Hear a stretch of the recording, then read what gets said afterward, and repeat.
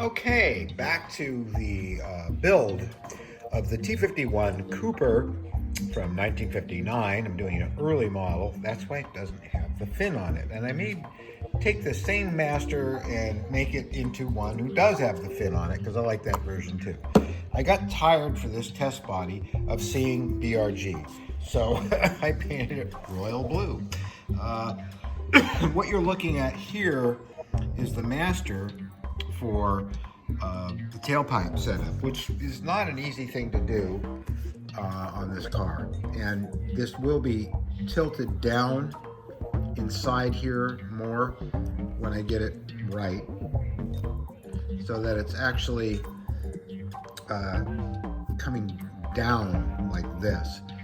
But I'm going to mold that and produce a resin product of it, and then I'm going to retool that and make another mold on that.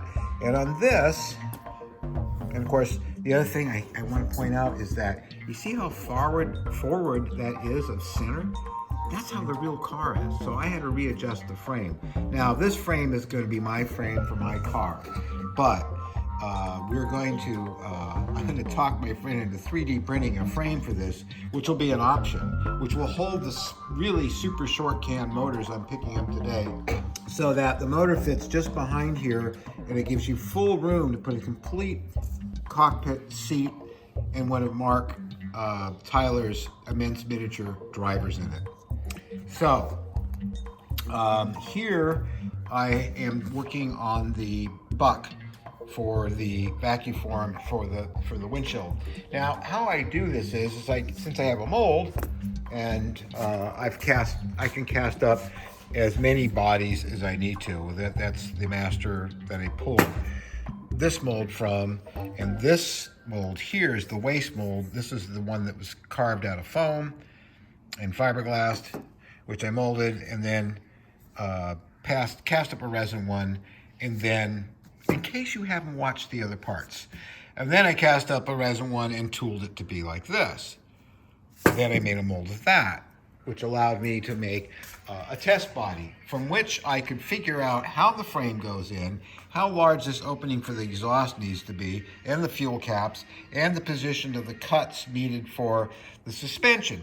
So now that I know all that, I'm going to cast up another one from this mold, okay, and tool it with all the openings, including the opening in the very front. The mouth is going to be done. And then I go back behind it with clay and just flatten it off back there, so that I will make a mold of that after I've done some more tooling and stuff. And then I'll also make what we call a core that goes inside of it, so that each time I cast it, these areas that are supposed to be cut open are paper thin, and you can just push it out your finger and file it off. And so all the openings are exact for where the suspension comes out and everything else on the car. So that's the third mold with a core. And I'm going to show you every step of the way how I make the core and I do all that, because it can be a bit of a brain twister. Another sip of my tea. Yes, I drink tea. So yeah, so this is all going very, very well. And I'm very pleased with the progress so far. So next week we're going to make another body cast up and tool that and make a mold on that, and then make a core. And we're going to mold all the small parts, and you'll see how that's done, so that I can start, making the exhaust, Vacuform the windshield. You'll see that, because I'm going to make a mold off of that form you saw once it's really finely sanded. And then I'm going to make that mold to be silicone. I'll make several of them, and I'm going to put them over here on this Vacuform machine. This is my favorite one. I have several. I've got more down there. I even have a Mattel Vacuform, which still works. But this is the good one, because I've got a vacuum on it, and I've got the hand pump right here. This completely pulls flat to the table beautifully, and of course the heating elements are up there, and this whole thing here slides up and down with both handles, and you'll get to see all that happen. But I'll be able to cast up or make up like, oh, I don't know, maybe 10, 15 canopies. I'm thinking airplanes. Think cars, Steve. Think cars.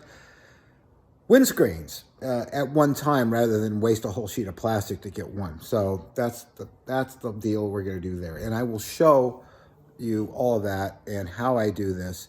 And I should have my parts in the next couple of weeks from John Warren, who was incredibly helpful.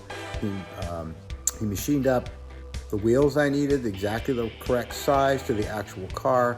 He made the tires, and he also made the inserts for it. His inserts are incredible, John Warren. And you need to go to the MVD, I believe, Resins group on Facebook. I'm putting a link up so that in case I got it wrong, you'll see right now the right one.